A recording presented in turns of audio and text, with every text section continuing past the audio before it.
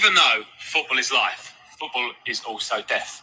But that football is football too. But that football is mostly life.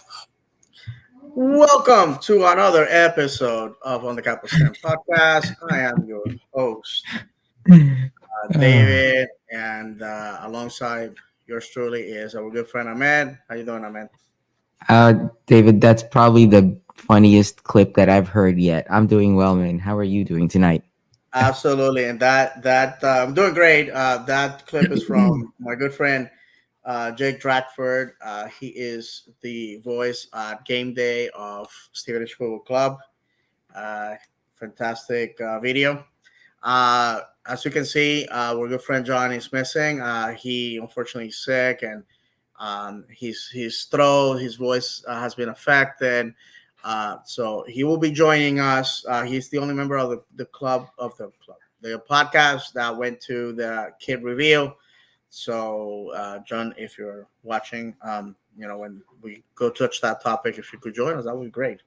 I know that you say, hey, I just want to join and talk a little bit. Well, this is the moment. Guys, preseason's over. It's time. It's time. It's game week, baby. It's game week. And yes, game week is here. 2024 season. Our boys are going for all the marbles. And I am super excited. If you haven't purchased your ticket yet, remind you, 7:30, 655 West Church Street. All roads in Orlando lead to Interco Stadium when the boys are opening the 2024 season against Montreal, CF Montreal. It's going to be an interesting match. I want to remind everybody that you can join us live. What you got to do is message us with one of the applications that where we're on. We prefer Facebook or Instagram. Those are the ones that we monitor the most. I want to remind you that we are live on Twitch at On the Capo Stand, on X at On the Capo Stand, on YouTube at Davis Channel 76. We're on Instagram at On the Capo Stand. We're live on Facebook at On the Capo Stand Podcast. We are on TikTok at On the Capo Stand. We are on Threads at On the Capo Stand. And we're on Blue Sky at On the Capo Stand, and on audio on Apple Podcasts and Spotify. So thank you very much to everybody that is going to be listening to this on audio later on, and everybody that's going to listen to us on Facebook later on. I appreciate that. To everybody that has joined us live, you are more than appreciated. You can comment just like our friend Jim D just did. If you don't mind, Amen. Yeah, absolutely. Jim D. Happy Monday, Jim. He says, I love having a short off season, much more bearable. I think we all agree. Yes. Go ahead, absolutely. Bro. No, absolutely. No. I mean, it's great. It's great. But in that same sense, it's like it would be nice to have a little bit more breathing room, because it's just like nonstop action. And even like, with the stuff that the club recently did, it was just like all down to the wire, so absolutely. So the last competitive game that we got to witness, Orlando City, was in that Thanksgiving week, if I'm not mistaken. And here we are, late February, back at it, back on the saddle. A preseason that started mid-January with some surprises, some players going on loan. Some that I wasn't expecting. The Gonzalez situation took me by surprise. He's not coming back from loan. I mean, it's pretty much a done deal. Wish him the best. Fortunately, didn't work out due to a bunch of different things. But we brought in some important key pieces. We're gonna talk about a bunch of things that happened this past week. It was very eventful. So first things first. Let's go on some preseason news. And man, if you don't mind, we were discussing the three preseason games that took place. Once against Rhode Island FC, new USL Championship team. That was 3-1 the end result. Orlando City winning that. Then we faced Houston on a close game. Scrimmage, really. That's what they are. That's what they were. Mhm. With the Yeah. own goal. And on a 3-2 thriller with Smith Kosevsky, the new sheriff in town, scoring against Colorado. This game was last Saturday at night, and some people were privileged to see it. Some people went ahead and posted on social media um, the highlights, and we appreciate that. Um, so to me, good competition, and John there with a comment. Let's go ahead and address that. Yeah, John saying, "Hey guys, what's up? Thanks for holding it down while I'm sick. Thanks Yeah, for jumping on, John." John, if you didn't hear when we talk about the preseason, the new kit, since you went, if you feel up to it, come on and give us your insight about that, and then you meet your contractual obligations to the podcast. That way you don't get fined. So, anyways, what your impressions are made about this preseason overall? I mean, we had some games. The boys went to Yeah. Mexico, all that. I mean, and this goes back to having that short off season. I think having the short off season, it it benefited at a loss, benefited us a lot, is what I meant to say, Mm-hmm. because the guys didn't really fall off of their shape, right? My biggest concern going into the new season was the new dynamic to the team, to the new team members. That's kind of yet to, because we really haven't seen them. The one game that we did have the ability to go to was the one against New England, and I don't think any of the new guys played during that game. Really, did they? New England, it was a revolving door. Yeah, but I don't We remember too many of the that new signings, so we didn't really get to see too many of them on the pitch. that I mean, I game. like what I've seen so far from the team, but I really, really, really wish we could see the full team with the new players at a preseason. You know what I mean? That would be No, nice. no, absolutely, Um, absolutely. but what I'm seeing so far, everything looks great. I mean, if our preseason compares to some other teams in the area, then I think we're in good shape, if you know what I mean. No, absolutely. I'm with you 1,000%. I think we prove to a lot of the naysayers that we're taking things seriously, that we want to play to win. I've watched a lot of YouTube prediction shows or videos, however you want to call it, and a lot of Hmm. people had us making playoffs. Some people had us as contenders for MLS Cup. Other people had us as contenders for um, the Supporter Shield. And it felt nice that a lot of people had us highly rated. It was a good offseason. I know a lot of people were upset that there was only the one open game and then the Society 21, Yeah. which if you make friends with people at Society 21, then you get tickets and you get to go. That's what I did. And, call my buddy Cleon, and he hooked your boy up. And so, we went and we partook of the activities, and that was fun. This is to be honest, the bad side of the short preseason. Not every game can be open to the public. You got to remember that in this games, the club doesn't make any money. In fact, the club loses money Hmm. because you're paying the overhead, you're paying security, concessions, etc., and you're not charging for the Yeah. game. No, agreed. So I think it yeah, would be nice if maybe they streamed it or something, because there are other teams who shall go nameless, that their preseason games are all televised.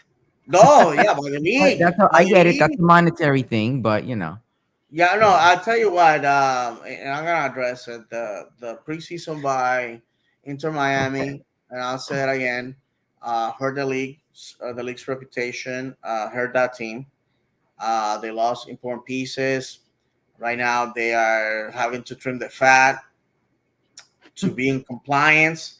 I hear people have till well, in their case, they're opening the season Wednesday night. Same night we go out to open our CCC campaign.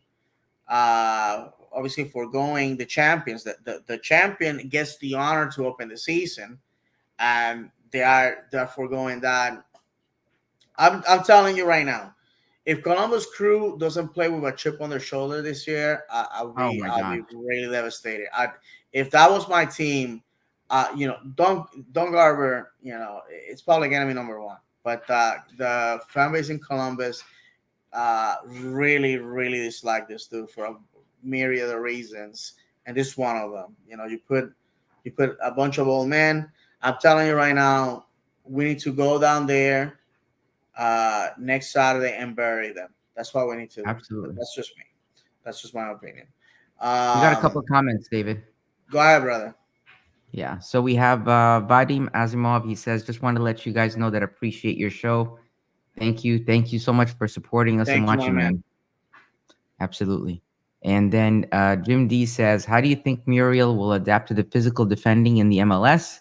It may take him some time for him to adapt to getting hacked and no calls, especially depending on the refs you have now. Oh, for sure. Come Wednesday, Let's we're not here get for ahead of our ourselves, man. Come Go ahead, Wednesday, brother. we're here for RSL. Absolutely. Absolutely. Everybody Yeah, is we're all RSL on RSL on Wednesday. Wednesday. Better believe it. Better believe it. All right, let's I know let's talk about what everybody wants to talk about. We're gonna go here in order. We have an event that happened last Tuesday night, the Pareja Perspective.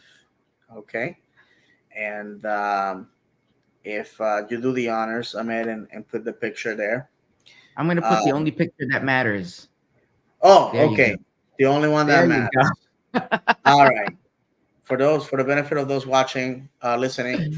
there's a picture of me and El Profe Oscar Pareja in an embrace of respect, mutual admiration. And I know that for some people who live to thumb our shows down to without watching them, just like we get like 17 thumbs down every time the show it's a minute up in the air, which is pathetic. There's people that go around trying to clown me. I gotta tell you what happened. First of all, I want to congratulate Jared Dillon on an incredible event. Gabi Amado, fantastic MC.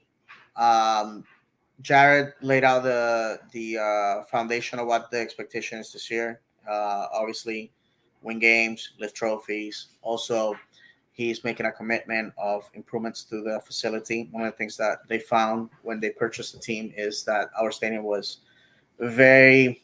basically built for the purpose of football. There's no frills or thrills on our facility, and they plan to improve that. In my opinion, they have done beautifully at making sure that that the game days is more than just the football, and I appreciate that.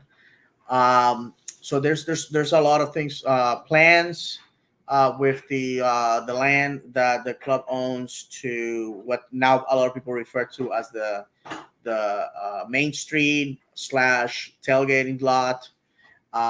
There's a lot of things that the club wants to do in the future, to honor our history, honor the moments that we all think are great. Um, and they were serious about this. They decided not to stream the event. They before starting, they asked if there was any reporters in the audience because they didn't want this to leak out.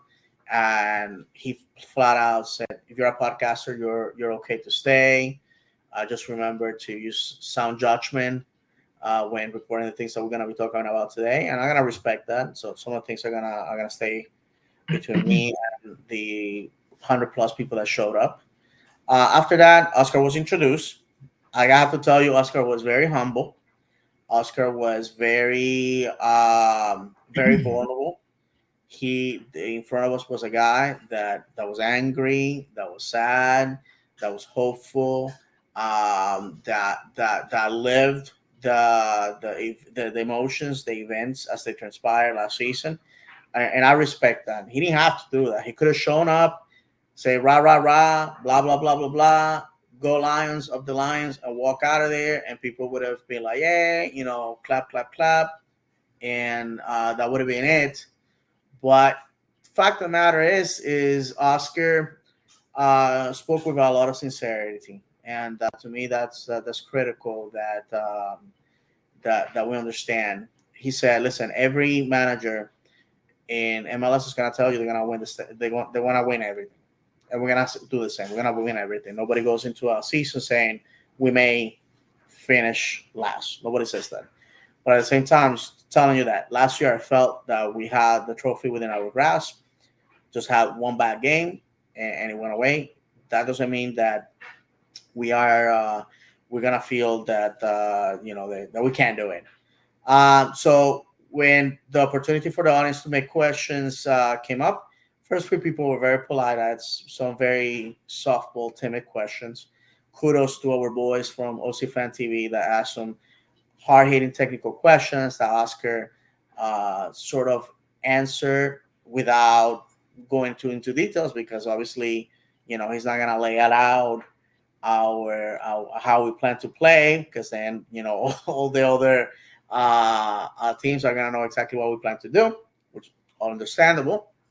And then I raised my hand, and they gave me the microphone, and I paraphrasing. Actually, let me see. I wrote down on Facebook what transpired, and let me see if I can find my quote because it's been a week and I don't remember exactly what I said. If you guys allow me, I'm looking for it. I know where it's at. I just gotta get to it.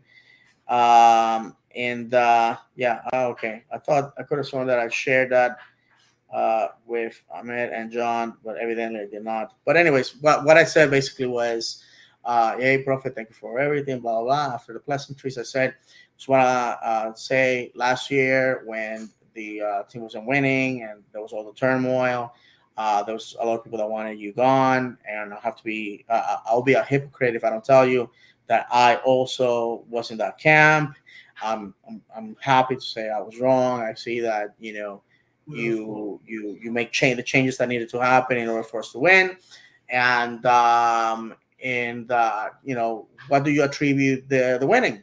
Was it players buying into your system, or you adapting to the circumstances? And he said there was a little bit of both. And also he was very honest at saying part of the reason why we were not winning, and it's a long-winded answer, but unfortunately Ahmed wasn't there, so I was so that's why you're hearing me primarily.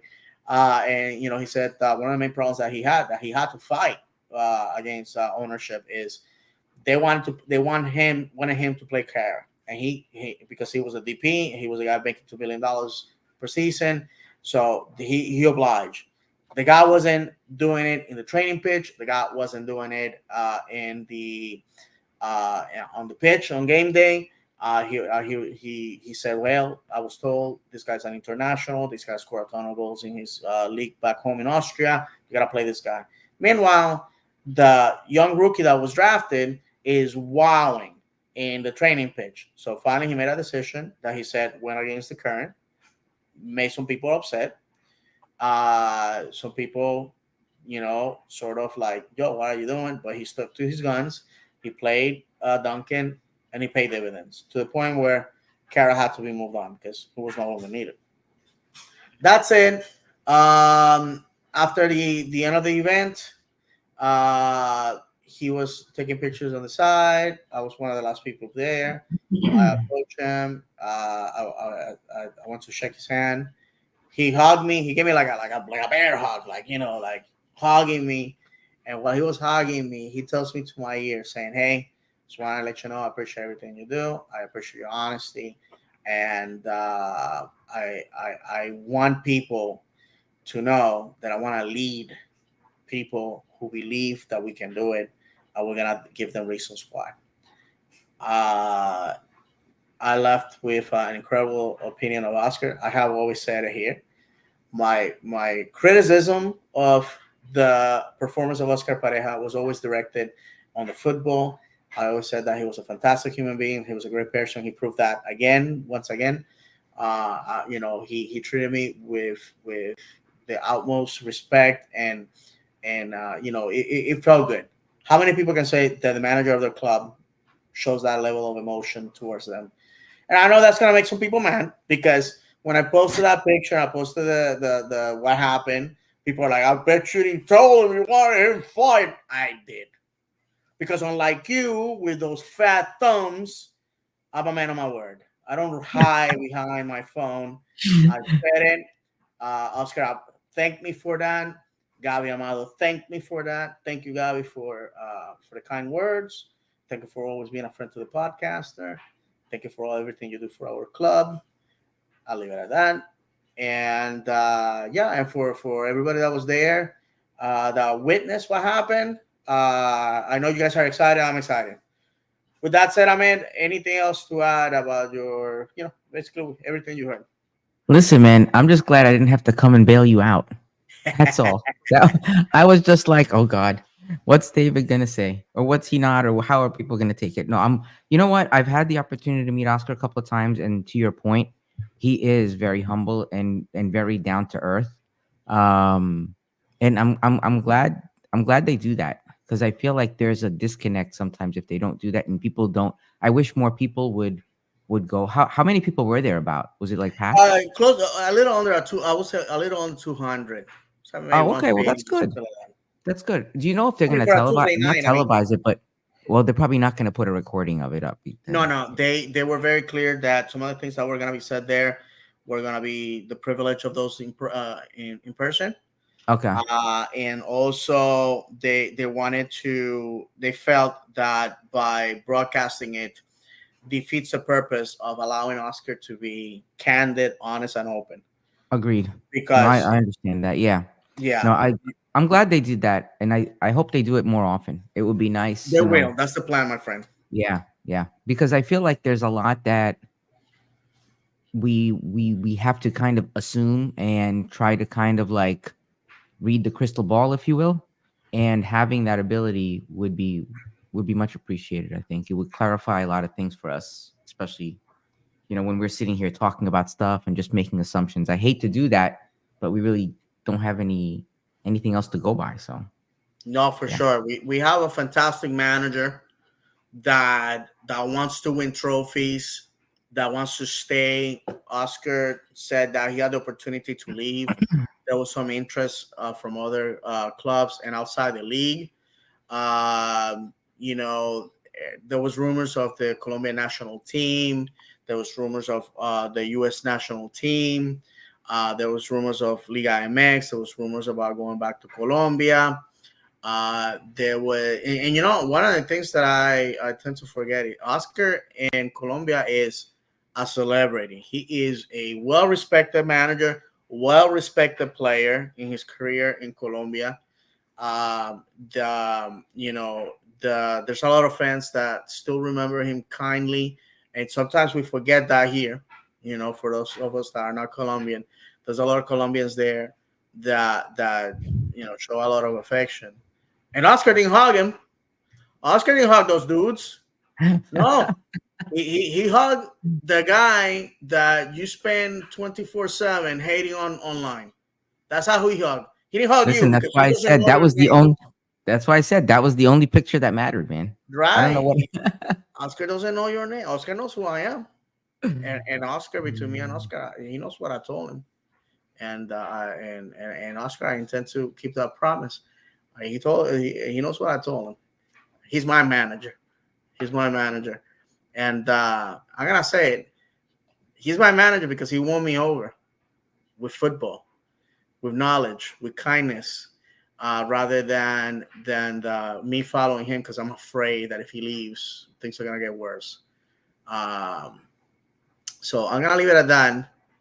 I know that rubs a lot of people the wrong way, but you know, between Oscar and my man Dennis Chan and you know Tally Hall giving me props this past 2 weeks. I really don't care what Fat Boy 69 Purple Lion on Twitter says about me. Go suck a lemon, baby. Anyways, let's go ahead and go for some comments. All right. A Pop Camango says, keep up the great work. Yeah, my man, Pop Camango, saw him at the Society 21. Much love, my Yes. brother. And then Jim D says, I was surprised in that Muriel interview how influential Poppy was in getting him here. Okay, great, and Yes. it's great that you bring that up. I can say that when asked, Oscar said that he thought that Muriel was a pipe dream, that it wasn't going to happen, but the club went for him, got him. Also, that he thought it was a dream come true when he said that he gets to keep Duncan for at least half a season and has Muriel. I mean, he said, "Listen, our attack is going to be deadly," which is one of the things that I asked him. I said, "Hey, I see that we are, level-headed, cool and collected, highly attacking, blah blah blah." And I mentioned to him, I said, "You're very conservative." 1-0 results, which we dubbed the Poppy Specials, were boring. I mean, I was brutal. I was brutal. I didn't hold back, and he laughed at the Poppy Special. He didn't know that people use that terminology. But he got a kick out of it. And but like I said, he answered bravely and said, "Listen, I'm human. I got some things wrong. I got some things right.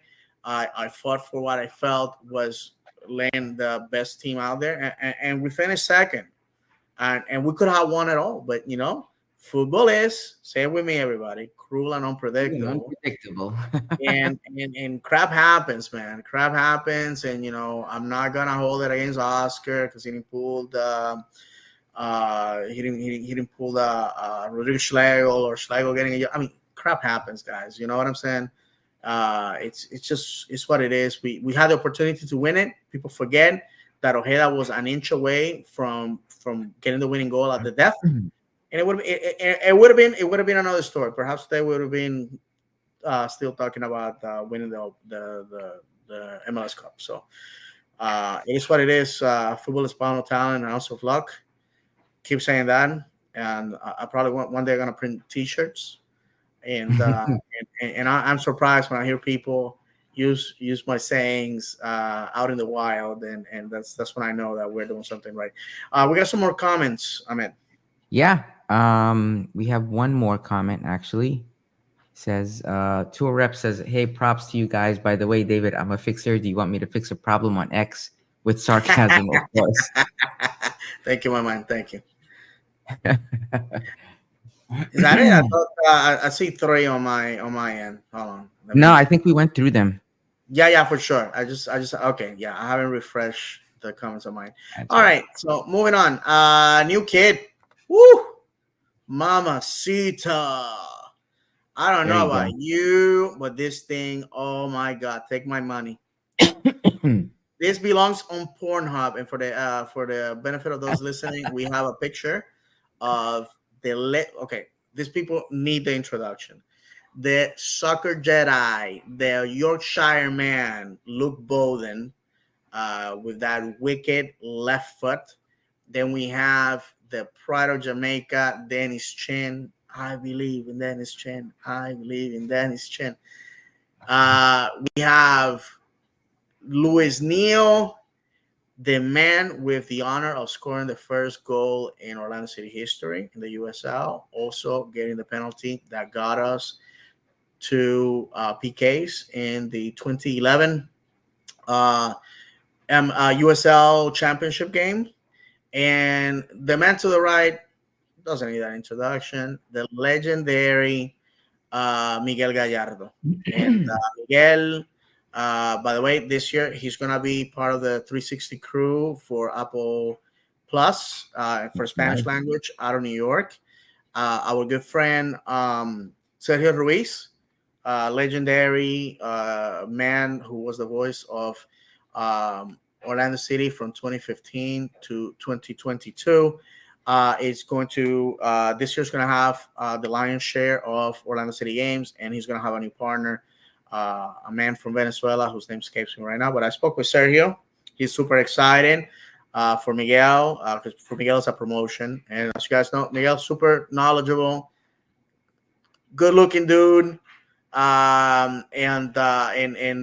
know, and his analysis, I can listen to the man read the newspaper, quite honestly. uh, I will pay to do that. And yeah, so that's that.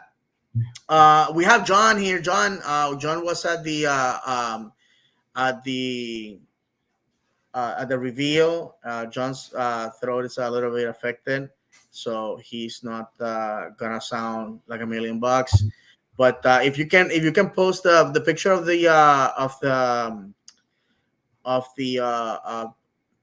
jersey. I mean, and my apologies. I've been up since 4 o'clock this morning, guys. I'm running on fumes at this point. I had a day from hell at work. I had to be at 7 a.m. in Ocala. That tells you.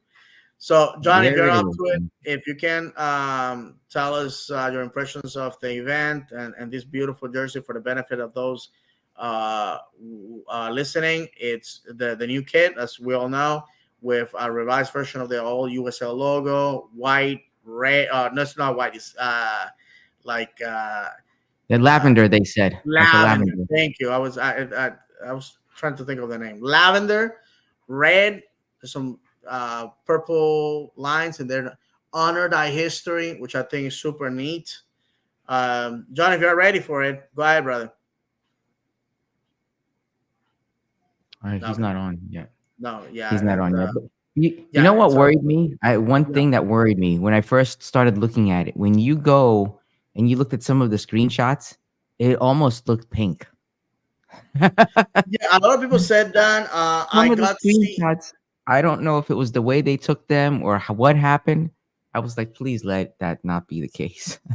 Hold on a second. Let's see here. I got a private chat. Bring him on. Okay. Yeah. Go ahead, John. Just audio only. That's cool, brother. Everybody knows that when people are sick, they just look like crap. So. Yes, he's gonna jump on. Yeah, he's gonna jump on. So yeah, my friend, whenever you feel comfortable. Yeah. Yeah, that jersey looks slick though. I mean, it is very nice. It does. They displayed the trophies for the event. They had the players. I think we have that picture. Yeah, I have the pictures from the event. Here we have. Speaking of Luis Muriel with Gabby Amato, wearing that jacket though. That he's wearing. That's another one. They have a whole bunch of new merchandise. Woo! Some of it is really nice. So that jacket. Take my money, baby. Take my money. That jacket is looking good. And that's Luke Bowden and Dwyer, right? Absolutely. Don Dwyer. He's living in town. I wanna give you guys an update. He's living in town. He obviously, as we all know, he got divorced. He's restarting his life, wishing the best. He's a good dude. He was always super kind to me and my kids and my family, very respectful. And if you get to listen to this, you are beloved and respected in this fan base. I know some people are butthurt because he played in Atlanta and all that, but the man had to feed his kids, and you gotta do what you gotta do. Remember that a professional footballer, he plays where he's wanted. It's but he doesn't live in Atlanta, he lives here.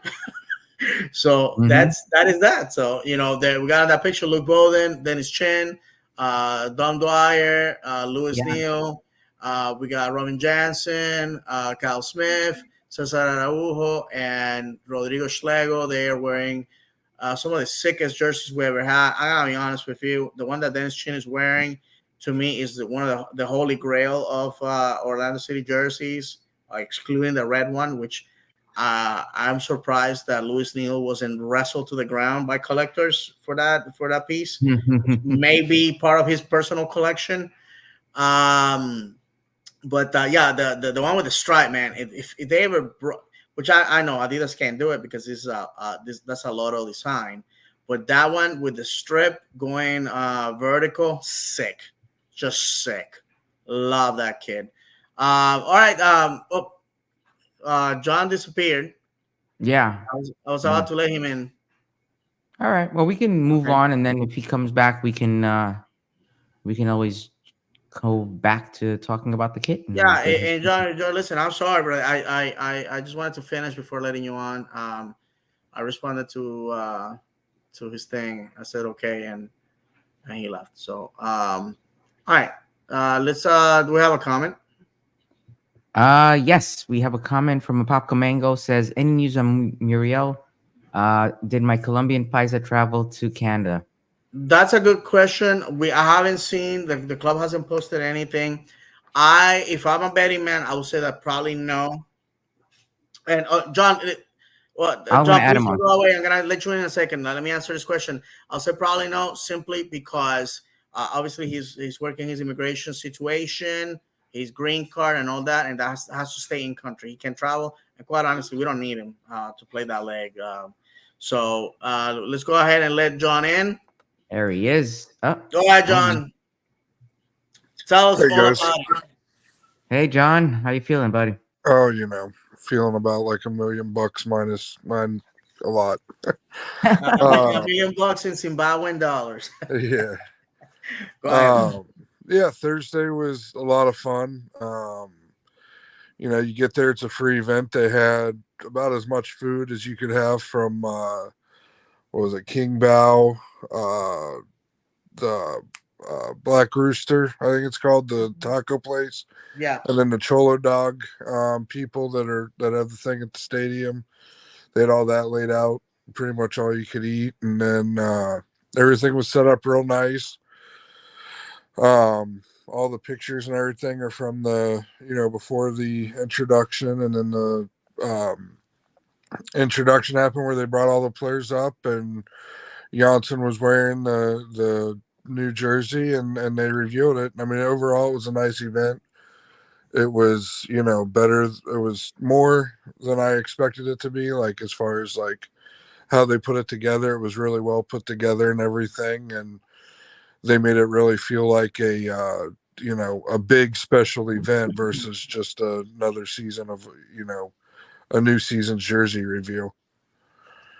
Fantastic, my brother. And do you feel that they deliver with this kid?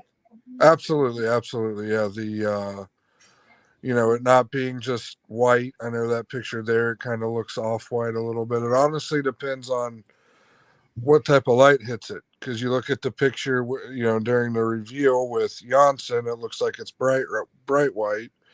You look at some other pictures, it looks like it's a really light gray or off white, but it actually is a lavender color.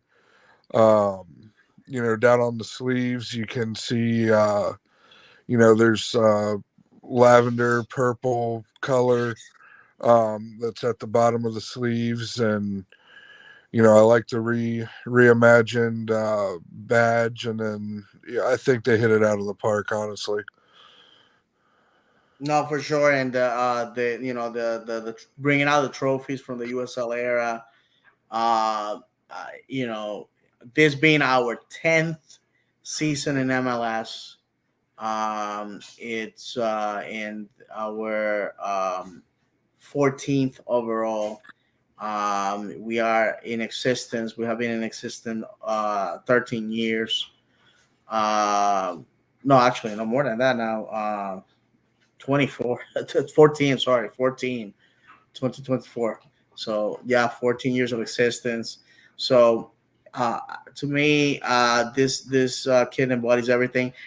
To me, it's not a kid like the Sunshine Kid was a kid that collectors went crazy about, which I feel that that kid is beautiful on its own. But this one is for the boys, for the guys, Yep. for the OGs.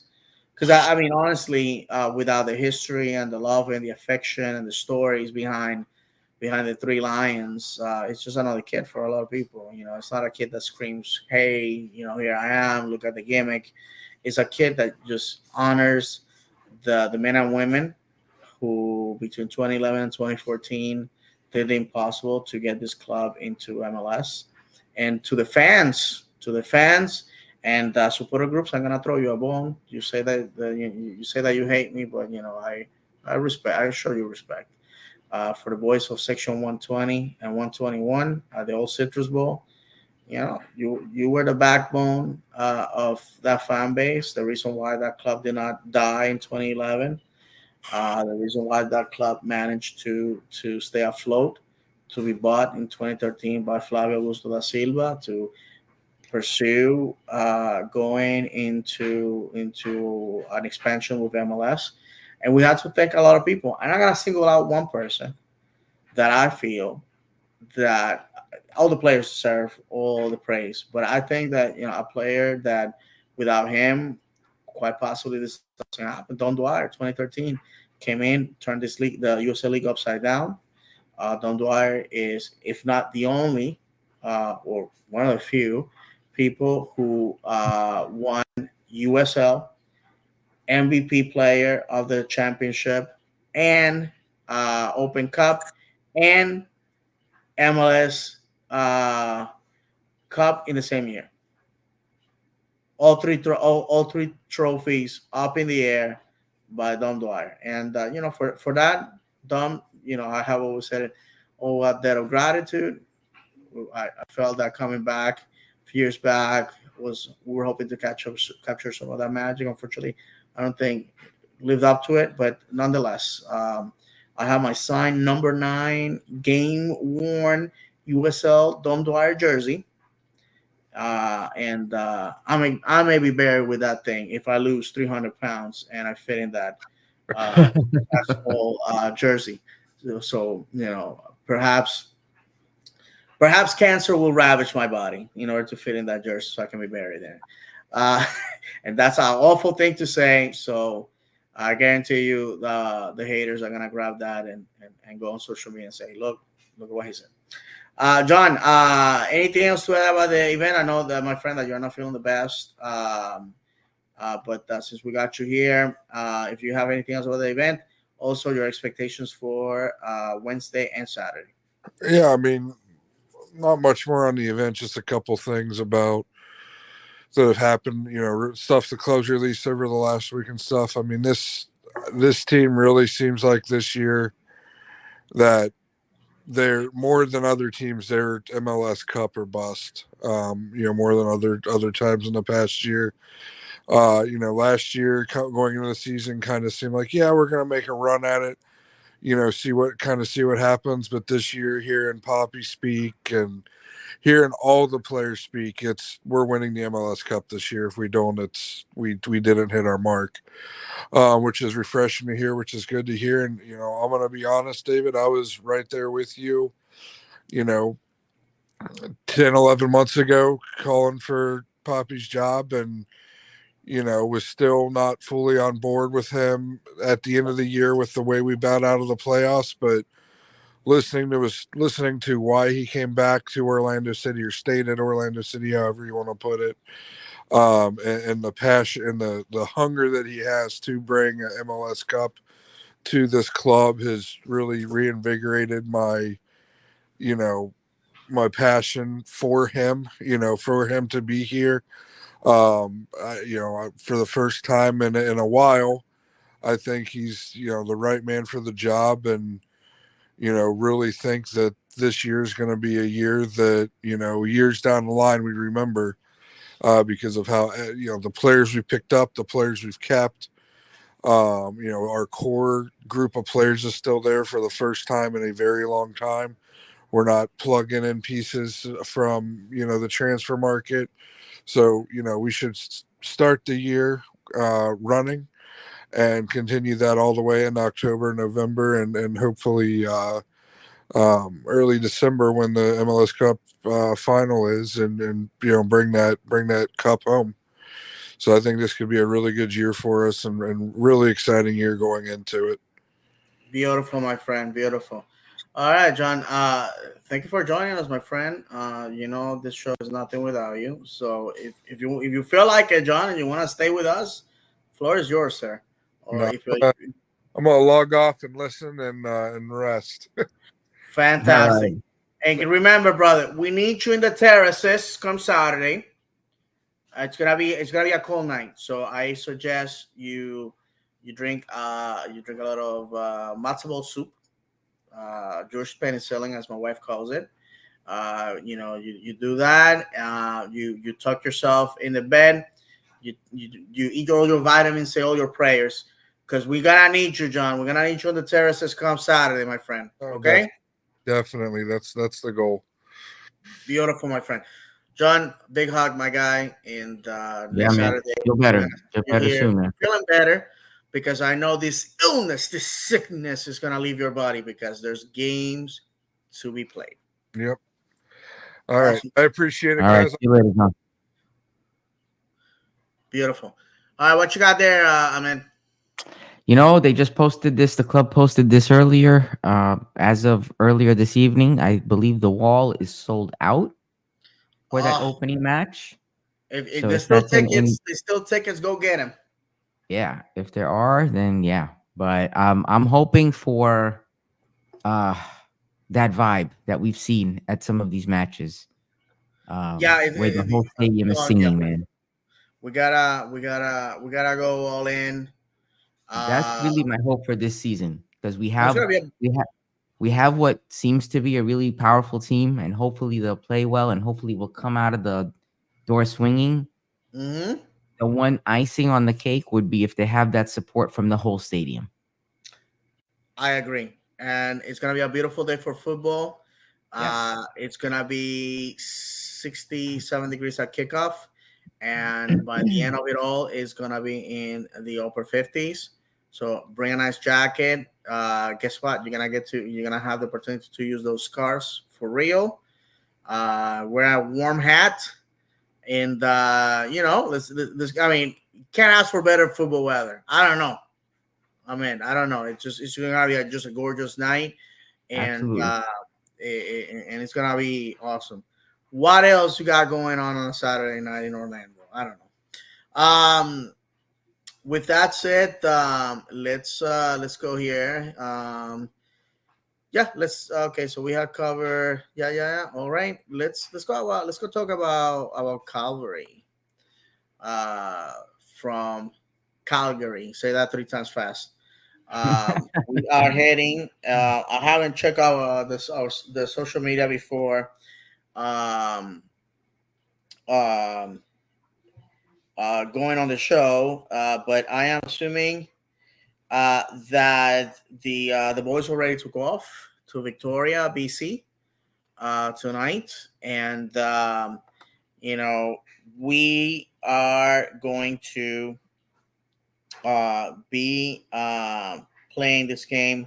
And again, reminding everybody that the reason why the game is being played in Victoria, the capital of BC, rather than Calgary, Alberta, is because unfortunately Calgary cannot certify that the pitch is going to be, it's not going to be frozen by kickoff, and they don't have the ability. Victoria tends to be a warmer city and also has the facilities, and that's the reason why that's happening. It sucks for their fans, but I am told that a lot of Vancouver Whitecaps and the local uh, Canadian Premier team fans are gonna be there to support them. Good for them. But guess what? We also have our fans, people in Victoria, people in Washington State, in Oregon, Idaho, um, who are going to be people from Orlando are going to be flying for the game. So they're going to be there. So the boys are not going to be by themselves. Mind you, this game is going to be at 10 p.m. Wednesday, 10 p.m. local time. That's 7 p.m. in Pacific. So it's gonna be a late one, especially for our folks in Europe on a Yeah. Tuesday. That's what, at 5 o'clock in the morning? No, that's 3 o'clock in the morning kickoff Yep. if my math doesn't fail me. Wow. So yeah, so so some people out there, maybe getting up early for work, finish, get out of there, go to work, For perhaps. sure. One of the things about Calgary, some facts here that were founded in 2018, in May 5th of 2018. The short name are the Cavs, and they play at Atco Field, Football Hills County Stadium in Alberta, with a capacity of 6,000. Unfortunately, we are not going to be there this coming up Wednesday, and the club. They are the Canadian Premier League Championship runners-up in 2019 and 2023, and the Canadian Premier League Shield champions twice, 2019 and 2023. So this is a very good team. They are not shy. In fact, they are in the CCC due to their 2023 Canadian Premier League Shield. Nothing to be ashamed about these players. They are players that there's a lot of international players here from Europe, from Africa, and the Pacific, and these are guys that, in my opinion, can do a lot of damage. And I want to go on a tangent, Ahmed, before I give you the microphone, because there's a lot of people that are saying, "Hey, this should be an easy game. We're gonna crush it." Famous last word. Exactly. And what have I told you before? Football is cruel and unpredictable, right? I'm gonna use Steven H as an example, just to let you know. Steven H last year was in League Two, fourth division. They went up to Villa Park, beat Aston Villa at home, embarrassed them 2-1. Complete pandemonium. They make all the news all over the UK, and it was a beautiful Cinderella story. Unfortunately, not enough to go over Stoke City in the following round. But this year, they were playing Maidstone, which is going to be playing Coventry next Monday. Great game if you can catch it. It's going to be at 2:45 local time here in Orlando. Then team in sixth division, Stevenage in third division. Stevenage should have just gone there and embarrassed them, humiliated them.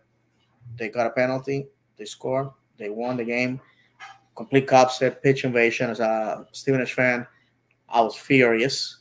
But it is what it is. Just to let you know that, last year we were playing against a team in the Premier while being in League Two. We smashed them. And this year we got the same treatment. That same team, Maidstone, went on to defeat a team in the championship. And now if they defeat this team in the championship, they will go where no team below fifth division has gone before.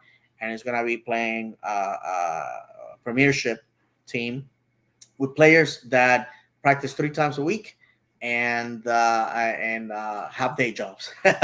So that's the beauty of football, friends. That's the beauty of football. You can never underestimate your opponent. So any opinions about Ahmed, about this coming out Wednesday against Calgary? You know what? You said it best, David. It's like there is nothing granted, right? You said it. Football's cruel and unpredictable. It's played on grass, not on paper. You can come up with all of your sayings. The thing about it is, and this is what I was saying all last season, right? Every game we need to treat like it's a playoff game, right? For me, this is going to be the first time, almost like a preseason, call it that, for us to see how the team performs as a well-oiled machine. It doesn't matter who we're playing, what we think they're gonna play like.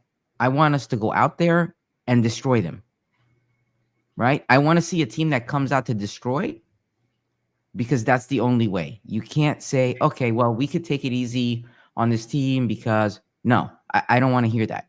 Because what happens is when we do that, that comes to bite us later in the season. Or in the case of this tournament, it comes back to bite us in the tournament, right? So every game is a must win for me. And this is the first one to set. I feel like this sets the tone. It sets the tone for the tournament. And even though it's not part of the season, it kind of sets our tone for the season in a way. I agree. Right? Like, we may not have everybody, but what we see, we're going to be like, we're either going to be super excited or we're gonna have some other things to talk about next time we meet.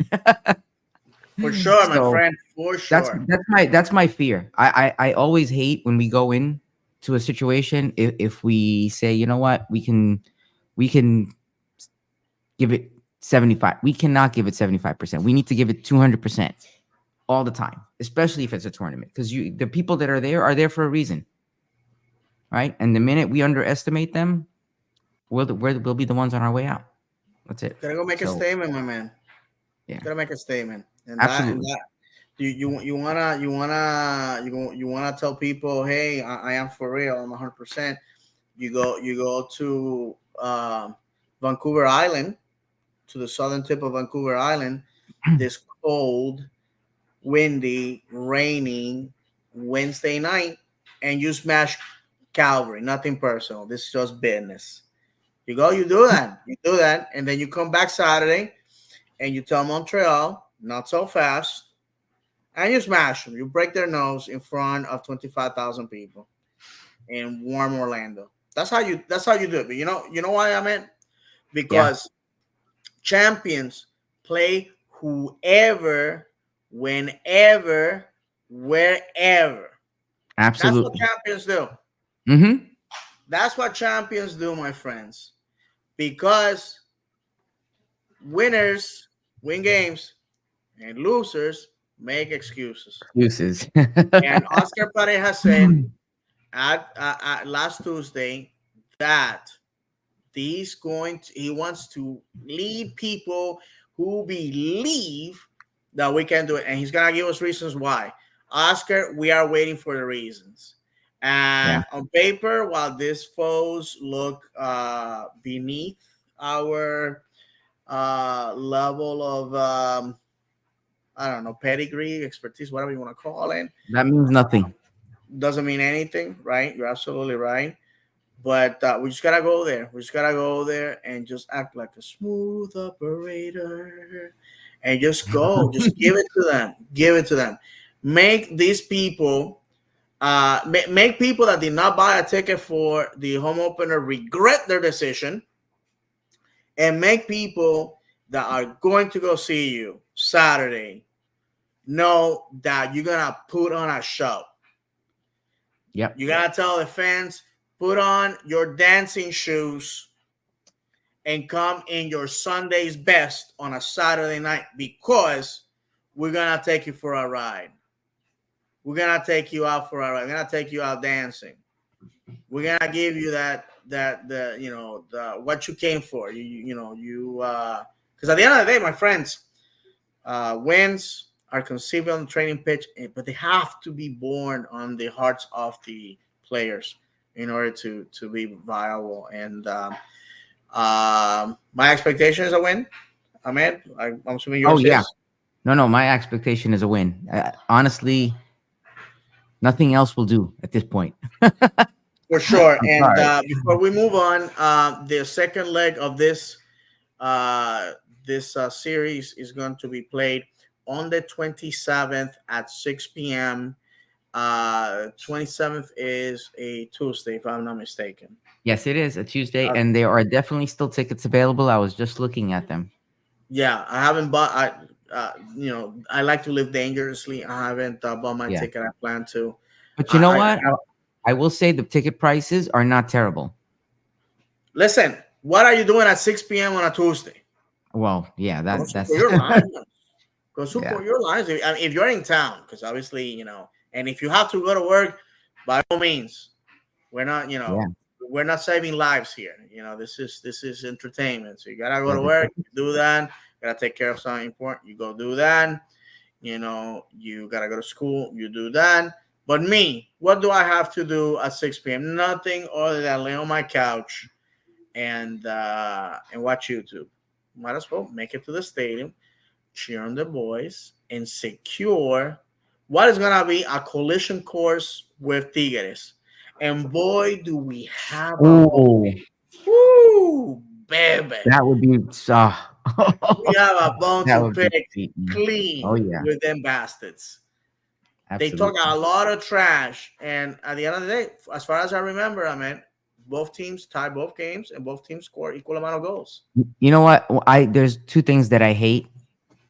Winning is great. Winning on penalties is like a formality, right? But you still win, right? Winning because of a rule like that is the same thing in my eyes. It's like you don't want to win because of a formality or because of a technicality. You want to win a game like that. If you're gonna say you're better than somebody, it needs to be a straight up win, right? To me, it's like, so don't say you won when you won one game and we won the other. I really am not a fan of that rule. If in case you didn't gather that.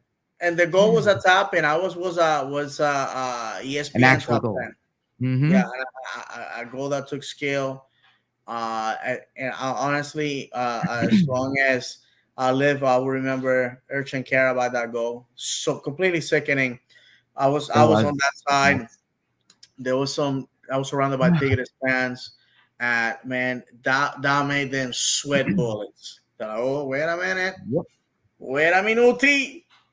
But unfortunately, the football gods were not with us that night. But it is what it is. So Tigres, you want a rival in MLS, baby? Oh God, you got it. You got it, baby. You got it. Yes, sir. So dispatch Vancouver, because you never know. The boys may do it. I think that series already ended and they moved on, if I'm not mistaken. I haven't kept up with them, but anyhow, uh, get ready because we're coming for you, baby. We're coming for you, and For sure.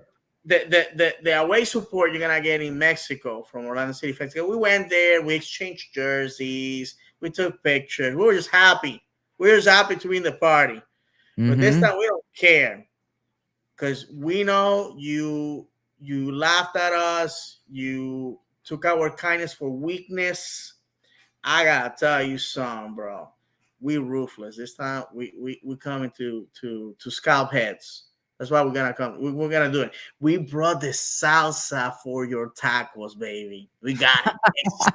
Extra picante. All right. Let's stop monkeying around and let's All go right. out for the What's main next? dish. Main dish Saturday, 7:30, 655 West Church Street. All roads in Orlando. All roads in Orlando lead to Interco Stadium, where the boys are going to be facing against an old foe, team that we have traded blows before with, and that's CF Montreal. And I want to go over a little bit of our history, our recent history with them. And the stats are as follows, my good friend. In September 30th, they won, Montreal won 2-0 in Orlando. Then before that, in May, it was a 2-0 victory in Montreal. And before that, it was a 2-0 victory over Orlando. And October 16th, this is playoffs in 2022. So last 3 games, 6 games in favor of Montreal, none from Orlando. They definitely had the best of us. As of right now, the all-time series, 10 wins for Montreal, 8 for Orlando, 3 draws. So these two teams, they almost never let split the points. The fact of the matter is they have reinforced themselves with some good signings, including former Orlando City player Juan. I just don't see them at our level. Our preseason was superb. We retain a core group that made it to second place last season. If I'm not mistaken, Montreal failed to make playoffs last year. So with that said, and while we are playing, CONCACAF or CCC, it may be a tune-up for us, to be quite honest. And before I give the microphone to Ahmed, one of the things that I will have to say is, while we have never lost that opener, there's always a first. But Just gonna say. I just don't feel like it's gonna be this year. I'm gonna tell you why. Because the preseason that Montreal had was very erratic. They did a little traveling. They went to Arizona, and then they went to California. They came here. They were in Tampa. They've been all over the place. To me, so that means that the players have been away from their families, away from Montreal, all that, and to me that will affect them. They have been in Florida for at this point for almost a month. So these guys are ready to rock and roll. They're gonna be comfortably waiting for us. It's not that they're traveling to face us. They're gonna be here watching on TV the game and waiting for us to get back for Saturday. But at the end of the day, I think the boys can close the deal and start with 3 points. What do you think? Yeah, absolutely. I mean, all good things must come to an end. I hope that is not the case with this game. Um, we need the win. We should we get the win? Yeah. Um, but we need this is the beginning of our season. So forget CONCACAF, forget whatever happens then. This is setting the tone for that season. This is where we get to show what we do at home. Forget all those competitions. Just focus on our season. And guess what? Every point matters when it comes down to that decision day. Every single point matters. So I want to see a team that's hungry. I want to see a team that's going to win and is not just happy with being up by one. Because that can always come back to bite us in a heartbeat, I think. No, absolutely. So just all I have to say is go support the boys. They definitely need you, and that's all. That's it. I mean, there's not much to add to that other than the boys look dangerous, and it's time to you know that a journey starts with one step. So let's go ahead and do that. Before we go, I would like to recognize who is going to be next to El Profe Pareja this 2024 season. Yep, I got that ready for you right Yeah, here. brother, and in that we includes um, some familiar faces and some new ones.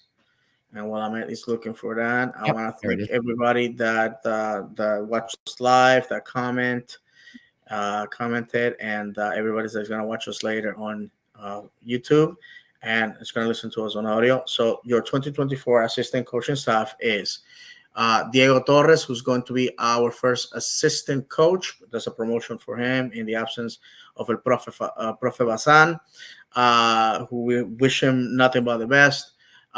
We have Martin Perelman, my Hebrew brother and Latin American brother. He is going to be the second assistant coach. For those that don't know, Diego is Mexican. He spent some serious time as a player, coach, assistant in Mexican football. Martin is Argentinian, spent some quality time in Israel and in Argentina as a player, coach, staffer, and he was our OCB manager last 2 seasons, I believe, if I'm not mistaken. Yep, He comes that's right. highly recommended. The only thing that I think is it's a detriment is that he never played for my beloved Maccabi Haifa. He associated with those rats of Maccabi Tel Aviv. But you know what? I'm not here to point people's flaws. I'm not here to do that. And also, Martin Perelman led Argentina's national team at the Maccabi games. If you don't know what that is, go ahead and Google it. So this guy comes highly recommended. Next, the pride of Venezuela, El Profe Cesar Baena, as our goalkeeping coach. I mean, look at when I read the roster, you're gonna see that when it comes to goalkeepers, the best lineup we ever had in this club. And last, the artiste, the man that is in the lab 24/7, El Profe Fabian Bazan, who is going to be our assistant coach, fitness and performance. He's the guy in charge of keeping the boys razor sharp for game day. Before we go to our last topic, Um, I want to address the situation with the referee strike. Um, and Ahmed, if you can do the honors to read the statement for the Yeah, benefit of absolutely. So everyone. this came from the this was a statement from the MLS, and they said earlier this week, representatives of PRO and the Professional Soccer Referees Association reached a landmark collective bargaining agreement that included the largest compensation increase in PRO referee CBA history, representing a 25% overall increase over 2023 when comparing salaries, game fees, benefits, plus the addition of business class travel for certain matches. The agreement would have made PRO members among the highest paid soccer match officials in the world.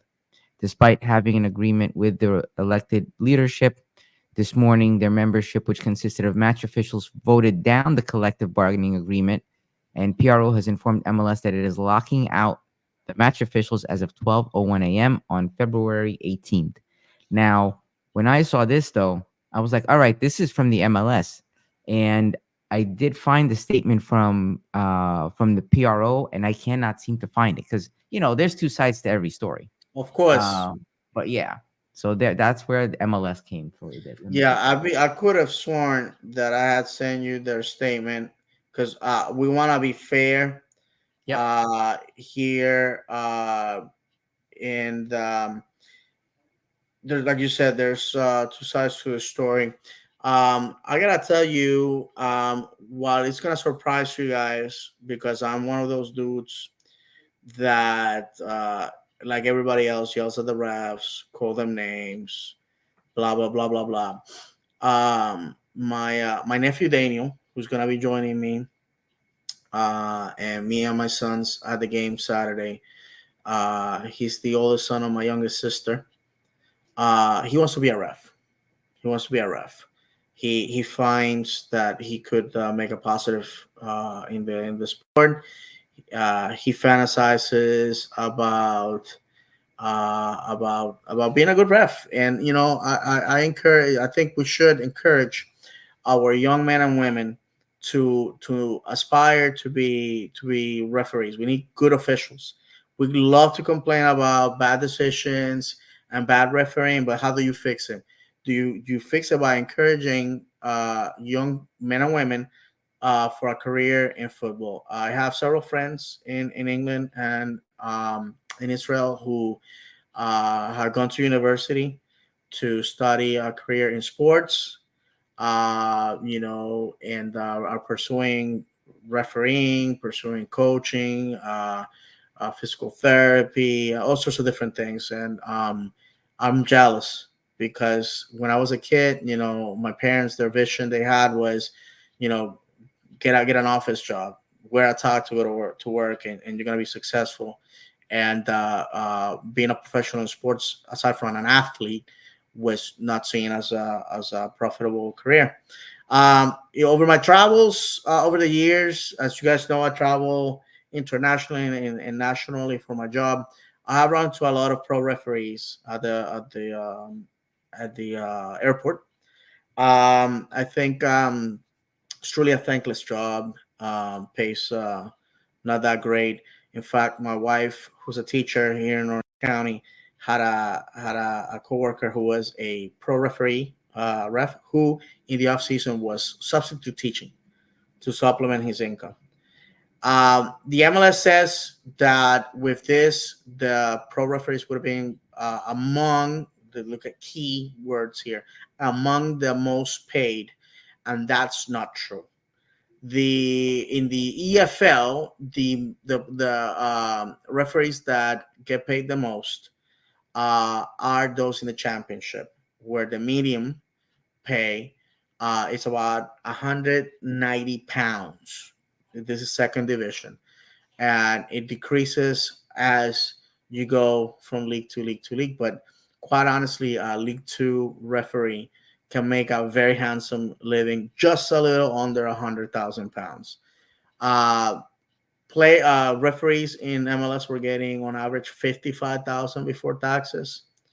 Uh, that's not a living wage. $55,000 is not, and I know perhaps there's people listening that make less than that. They're like, oh, David, how dare you?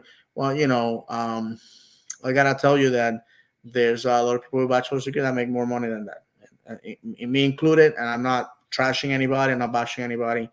I'm just saying that, when you are required to be away from your family on the weekends, travel over the country, and make decisions that can cost clubs millions of dollars, players millions of dollars, the anger of 25,000, 35,000, 45,000 people, millions at home to hate you, you need more than $55,000. Um, Now, I have to tell you that if you want to make a pro, if you want to make big bucks, you also have to turn the other cheek. You have to demand from your referees that they are FIFA certified. I'm sorry to say, we cannot become a world class league as long as we allow players to just allowed referees to just do the bare minimum. A FIFA certification is an expectation in first division leagues throughout the world, and we shouldn't be the exception. And last, I will have to say that we deserve quality refereeing. We haven't been getting that. I think as an Orlando City fan, we have been given the shaft many, many, many times. That this happens here? No. That this happens only here? No. That this happens only in this league? No. Because I follow two teams in two different continents, in two different leagues, in two different countries, and the reaction is the same. The difference is, as a referee over there makes bad decisions, he gets dropped to the lower division, and if he continues making bad decisions, all of a sudden he doesn't have a job. It's that simple. But I think yes, I believe that the referees deserve more money, but also we need to demand better quality of the referees themselves. With that said, if anything to add, man. It's like, be careful what you ask for. That's all I have to say. Because when they announced this, all the comments on social media were like, yeah, we don't have to deal with them anymore. Meanwhile, do you realize what it is you're getting? So to your point, that's not the answer. The answer is to demand better from the organizations. But just remember, the devil you know is better than the one you don't. And in this case, because you don't know, everybody's jumping at it, and you're like, all right, now we don't have to deal with them. Yeah, but what you get, you will likely not be happy with. So, and at this rate, we may get to see that sooner rather than later. I agree, my friend. And I also we had that image that about Orlando City B that was in some of the images that I sent you. Yep. This is from Alisa Taifi, who's the mother of Zachary Taifi, Orlando City B player, who's going to be going into college at Portland University, I believe, which is where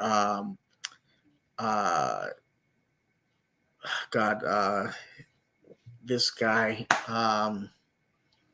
Zachariah Taifi.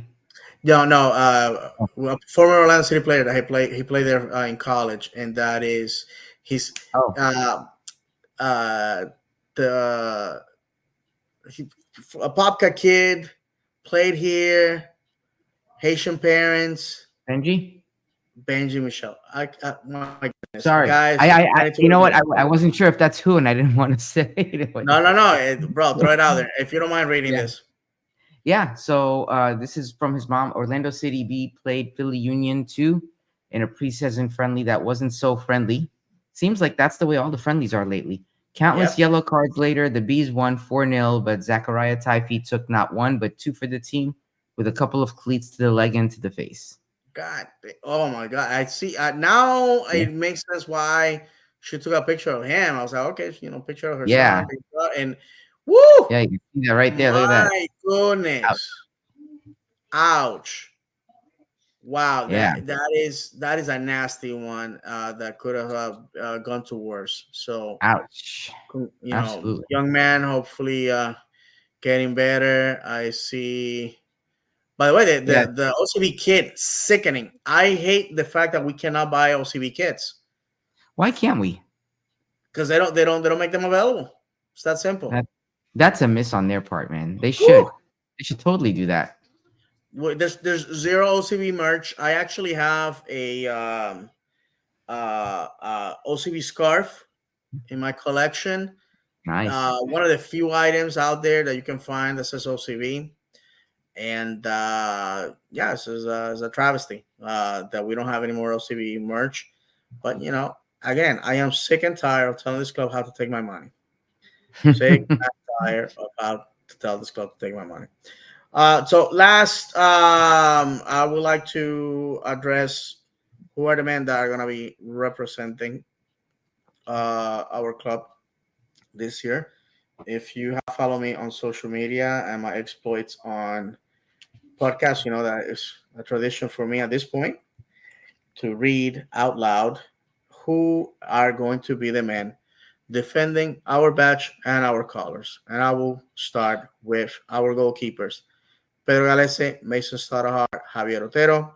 Our defenders: Rafael Santos, David Precalo, Robin Jansen, Rodrigo Schlegel, Kyle Smith, Michael Holiday, Abdi Salim, Tahir Reed Brown, Alex Sander Freeman, Thomas Williams, the pride of Titusville, midfielders Cesar Araujo, Felipe, Facundo Torres, Martín Ojeda, Nicolodeiro, Wilder Cartagena, Dagger Thorhausen, Shakur Mohammed, and our forwards Ramiro Enrique, Luis Muriel, Duncan Maguire, Jacqueline, Ivan Angulo, and Fabiano Loyola. These are the men that are going to be our Lions in 2024. I want to thank them ahead of time for their efforts representing our colors and our badge and this fan base. And, I have to say that I am honored to have them in our club. I want to thank them. They are here to put their brick on the wall, and hopefully this is the year. This is the year when we go all the way, God willing. Before we go, anything else to add, my friend? Be there Saturday. That's it. Everybody be there Saturday. We need to kick off the season with all the energy that we can. That's it, man. We've kind of killed it all today. I think we talked about it. Absolutely. So once again, to remind you, 10 p.m. Orlando time this Wednesday, CCC away in Victoria, BC, and this Saturday, 7:30 at 655 West Church Street. Your Lions need your support. Need you to be there. Be there. Go support the boys. And next Monday we'll be back at 9 p.m. as we do every week to talk about hopefully 2 wins, all the situations, all the drama around Orlando City, and to remind you that this Wednesday is the debut of the Honor Die history. Remember, guys, you can't have purple without red. So that's the motto. Thank you very much to everybody that watched us live. Everybody's gonna be listening to us on audio. Everybody's gonna be watching this later on. I appreciate that. And I want to remind everybody that we're on Twitch live on the Capo Stand, on X the Capo Stand, on YouTube at David's channel. By the way, go ahead and go to our YouTube channel, subscribe, give us a thumbs up. We're on the Capo Stand on IG, Facebook live on the Capo Stand Podcast, on TikTok on the Capo Stand, Threads on the Capo Stand, Blue Sky on the Capo Stand, and again audio, Apple Podcasts and Spotify. We say goodbye to you as we always do, thanking everybody that participated today on the comments. And we say goodbye like we always do. That football is not played on grass. Football is not played on paper, but on grass. Football is cruel and unpredictable. Football is a pound of talent and an ounce of luck. If football has not made you cry for joy or anger, have you ever really football? From myself, from Ahmed, and from John, may God bless you. And as always, vamos, Orlando! Up the Lions, baby! Up